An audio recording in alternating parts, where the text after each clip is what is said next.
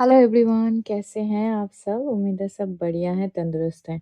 और अगर आप नए हैं मेरे चैनल में तो सबसे पहले मेरे चैनल को सब्सक्राइब करिए और पूरी वीडियो को बहुत धैर्य के साथ सुनिएगा और फिर आप अपना ओपिनियन मेरे कमेंट बॉक्स में ज़रूर रख सकते हैं।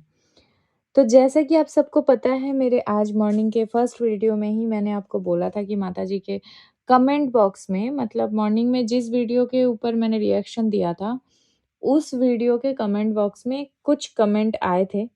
कुछ नहीं, बहुत सारे कमेंट आए थे और उनमें से कुछ कमेंट मैं पढ़ के सुनाने वाली थी, जो कि मेरे से मिस हो गया। मैं इस वाले वीडियो के स्टार्टिंग में ही पहले मैं कुछ कमेंट्स ले लेती हूँ कि ये जो माताजी को अपना जीवनी बताने का ये जो आवश्यकता आन पड़ी है ना, तो ये रीज़न क्यों है? मतलब उनको एकदम से ऑल ऑफ सडन अपना जो ये दुःख भरी दास्तान सुनाने का मन कर गया, इसका कारण क्या है?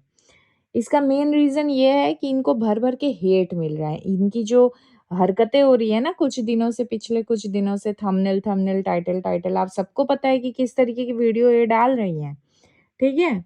तो उनके ऊपर मिले हुए हेट से बचने के लिए अब फिर से सिम्पैथी कार्ड खेलना चालू। अब घर में बहू है नहीं कि क्या ही सिम्पैथी कार्ड खेलेंगी, तो अपनी पुरानी आत्मकथा जो भर-भर के ये बताती हैं कि दुःख भरी दास्तान इनके जीवन में हुआ है, लेकिन इतना दुःख इनको झेलना ही क्यों पड़ा? हम उसमें आएँगे, ठीक है? आप सबको पता ही है हम रिएक्शन वाले हैं, तो कुछ थोड़ा हट के तो हम बोलेंगे ही सही। जो साधारण जनता को नहीं दिखता है, वो हम दिखाने की कोशिश करते हैं, ठीक है?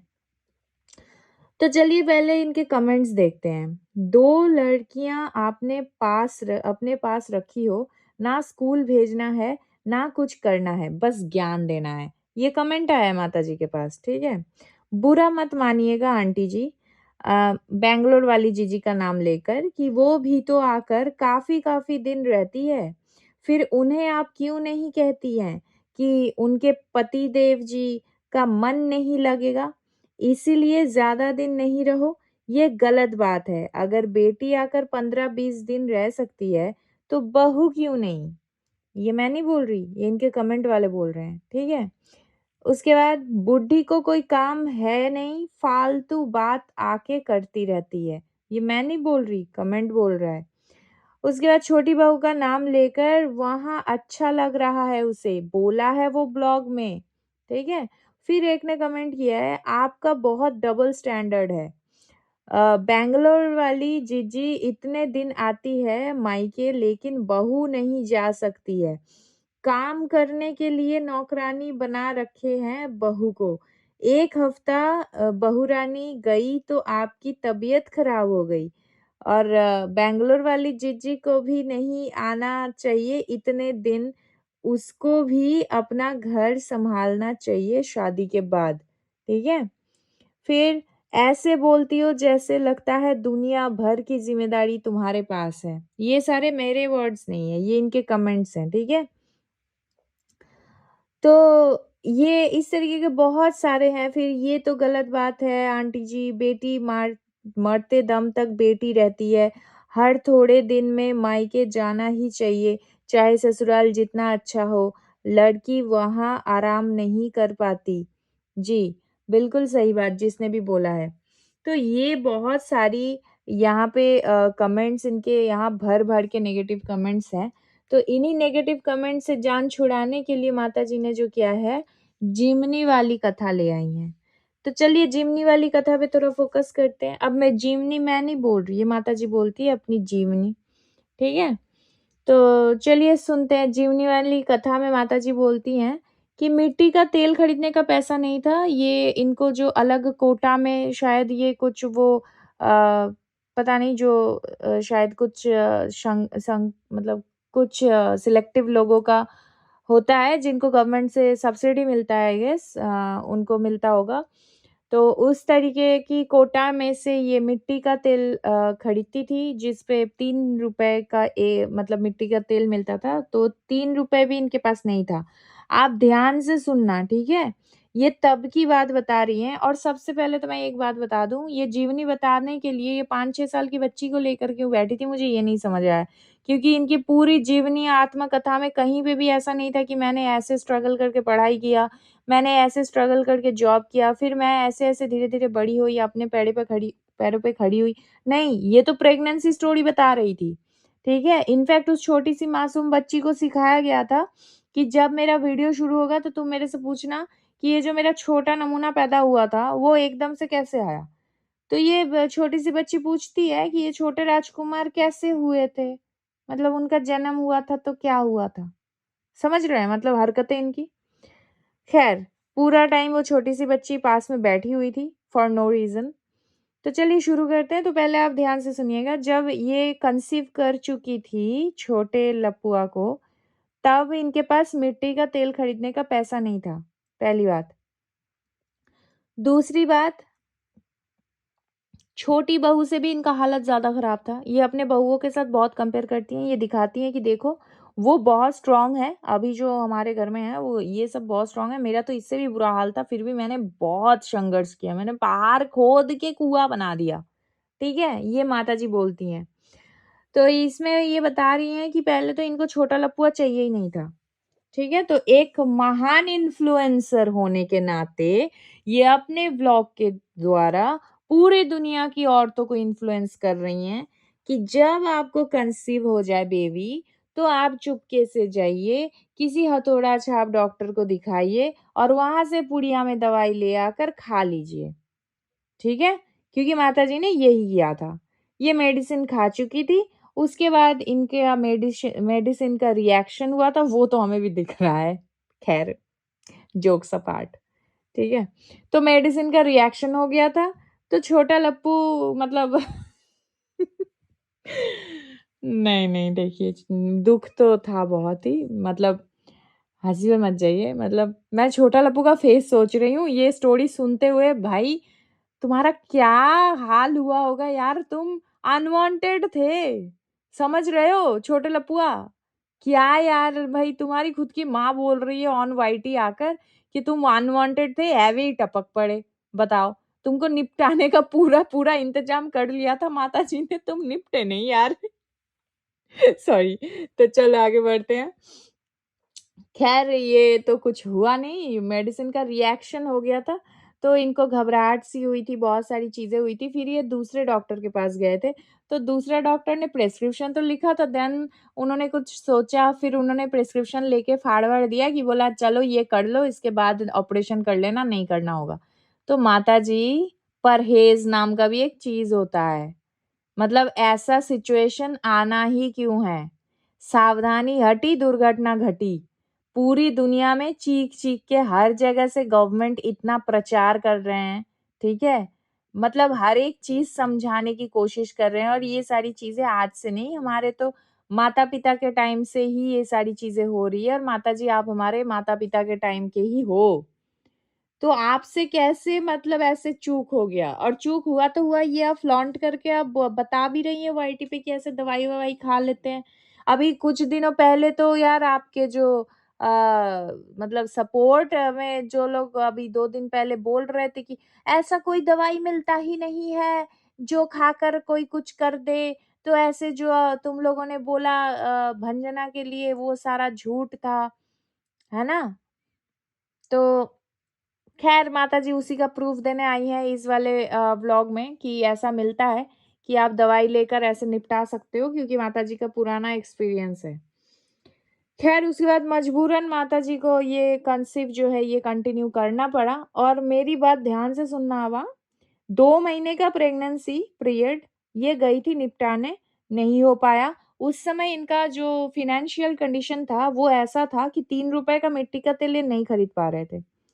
फिर ये जब 3 मंथ्स के प्रेग्नेंसी इनका चल रहा था, उस समय एकदम से स्कूल का बात हो गया कि स्कूल लेना है, ठीक है?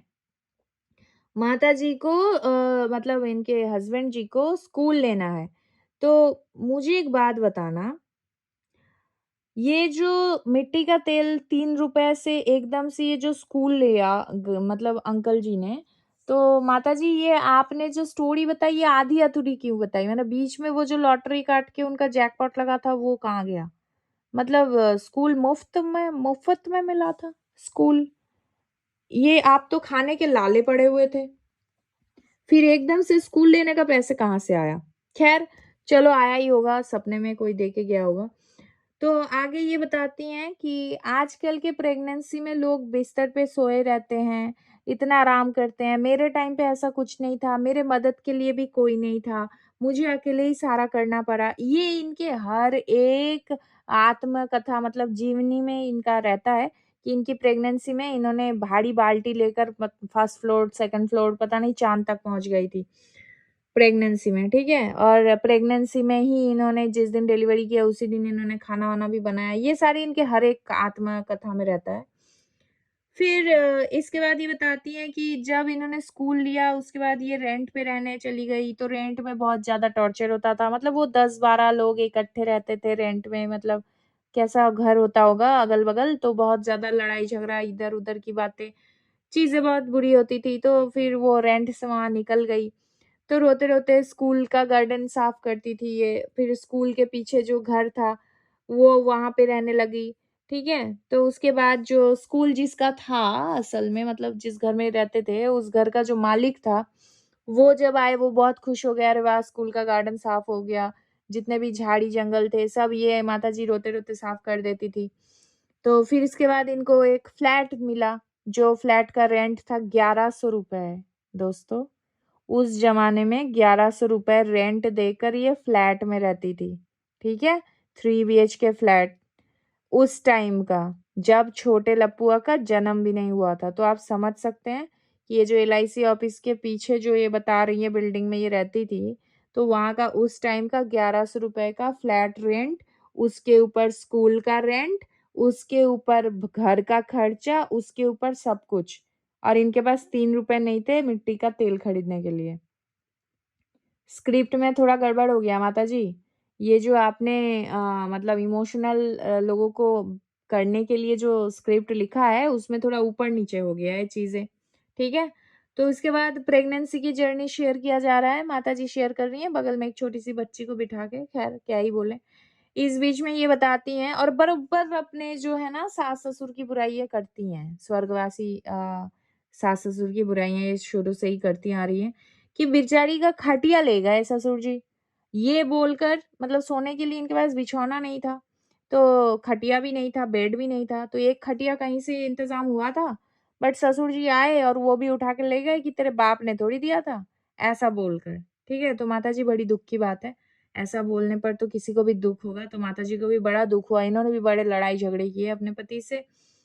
तो फिर धीरे-धीरे इनकी सारी जो है चीज़ें ठीक होती चली गई। फिर ये माताजी बताती हैं कि आजकल के लोग ऐसे सास-ससुर को देखेंगे तक नहीं, मतलब सेवा और सत्कार तो बहुत दूर की बात है, मतलब देखेंगे भी नहीं। ख़ैर, क्या ही किया जा सकता है माताजी, मुझे तो अफ़सोस हो रहा है आपका सोच-सोच के। बट यहाँ पे मैं एक बात बताना चाहूँगी कि ये जो पूरा माहौल इन्होंने बताया है, ठीक है? ये जो पूरा माहौल, पूरा सिनेरियो इन्होंने बताया है, क्या आप लोगों ने एक पल के लिए भी सोचा है कि ऐसा सीन हुआ क्यों? इनको अकेले रहना ही क्यों पड़ा? जबकि हर दूसरे लाइन पे ये बता रही हैं कि बहुत बड़ा ससुराल है। मतलब ससुराल में बहुत बड़ा फैमिली है। तो एक जॉइंट फैमिली से इनको कोई मदद नहीं मिला, ऐसा क्यों? आपने ऐसा क्या कर दिया था ससुराल में कि आपको ससुराल से निकल के आना पड़ा बाहर? बताइए, बताइए क्योंकि उस टाइम पे तो सारे जॉइंट फैमिली में रहते थे। बहुत रेयर ही लोग हैं जो मतलब जॉब पर्पज़ बाहर रहते थे तो उनके साथ उनकी फैमिली रहती थी। तो आप क्यों एकदम से अपना परिवार लेकर बाहर आना पड़ा आपको लेकर आपके हस्बैंड को? ऐसा क्या हुआ था? ससुर जी ऐसे ही खफ़ा हो गए थे या उसके पीछे भी कोई रीज़न था? जब बता रहे हैं वन साइडेड क्यों बता रहे हैं? बोथ साइड बताइए। ठीक है? तो ये सारी चीज़ें इस वज़ह से हुआ था क्योंकि माताजी को शुरू से ही अपना घर चाहिए था। माताजी को जो पैसे घर चलाने के लिए मिलते थे, उन्हीं पैसों से माताजी ने पैसे जमा कर के ₹5000 जमा किए थे उस टाइम पे और उस ₹5000 से माताजी को घर खरीदना था, मतलब प्लॉट लेना था। और माताजी के पास ₹3 का मिट्टी का तेल खरीदने का पैसा नहीं था। आप लोग खुद कैलकुलेट करो यार, मैं हमेशा से बोल रही हूँ, इमोशंस को साइड में रखिए क्योंकि व्लॉगर्स इमोशंस का मज़ाक बनाते हैं, आपके इमोशंस के साथ वो खेलते हैं, ठीक है? आपके इमोशंस को वो इनकैश करते हैं डॉलर में। 4 दिन गाली पड़ी, 5वें दिन ये इमोशनल ड्रामा करने आ गई और ये सक्सेस भी हो मिल गया इन्हें, ये भरपूर सक्सेसफुल हो गई क्योंकि इनके इसी वाले जीवनी वाले कथा के नीचे देखिए भर-भर के लोगों का कमेंट। हमें रोना आ गया, आप मेरी माँ जैसी हो, मेरे मम्मी-पापा नहीं है, मैं आप ही को देख रही हूँ, ये वो। क्यों? थोड़ा-सा लॉजिक लगाओ। इनको अकेले रहना ही क्यों पड़ा? सवाल करो। उन्हीं से सवाल करो, ठीक है? और आपको इतना दुःख लग रहा है माताजी के ऑन स्क्रीन ड्रामा पे और आपको बैक कैमरा नहीं समझ आ रहा है कि एक छोटी-सी बच्ची के हाथों में कैमरा देके ये 21 मिनट का वीडियो बनवा रही हैं? और वो बच्ची का हाथ मतलब दर्द हो जा रहा है, बार-बार उसका कैमरा गिर जा रहा है, ठीक है? इधर ध्यान दीजिए कि वो कर क्या रही हैं। जो भी दुःख उनके जीवन में आया होगा, डेफ़िनेटली आया होगा, ठीक है? डेफ़िनेटली उन्होंने दुःख झेला होगा अपनी लाइफ़ में, मैं बिल्कुल एग्री करती हूँ। लेकिन वो समय बीत चुका है, वो उनके खुद के चॉइस से हुआ है दुःख। अपने जॉइंट फैमिली से बाहर निकल के अगर आप अकेले रहोगे तो अकेले ही स्ट्रगल करना पड़ेगा, किसी का भी मदद नहीं आया, आप समझ रहे हैं? उन्होंने अकेले बच्चे पैदा किए हैं और इन-लॉज़ के साइड से कोई नहीं आया बच्चा सँभालने, ऐसा क्यों? इतना क्या बड़ा कांड हो गया था? ऐसा कैसा आपने रिश्ता निभाया है? और इधर खुद ही बोल रही हैं कि भाई जीवन में हर किसी के साथ रिश्ता निभा के चलना चाहिए, समाज सेवा करना चाहिए, इतना बड़ा-बड़ा ज्ञान दे रही हैं। और इनके दुःख के टाइम पे ही कोई नहीं आया रिश्ता निभाने, ऐसा क्यों? स्ट्रगल तो भाई स्ट्रगल तो किया है बट स्ट्रगल करने की नौबत क्यों पड़ी? इतना बड़ा फैमिली रहते हुए, यही चीज़ मैं बार-बार बोल रही हूँ। बड़े फैमिली से अलग ही क्यों हुए? अगली बार जो जीवनी लेकर आएँगी ना माताजी तो पूरा-पूरा लेकर आइएगा, ठीक है? तो अगर मेरे इन सभी बातों से आप थोड़ा-सा भी एग्री करते हैं, तो please let me know in the comment section कि आपकी क्या राय है? और इस तरीके से चाइल्ड लेबर कराना कहाँ तक सही है, ये भी मुझे बताइए, ठीक है? तो चलिए मिलते हैं नेक्स्ट वीडियो में। अगर आपको मेरा ये वीडियो पसंद आया तो please do like, share and subscribe to my YouTube channel which is foodies reaction by T. मिलते हैं नेक्स्ट वीडियो में, तब तक के लिए take care, bye bye, love you all.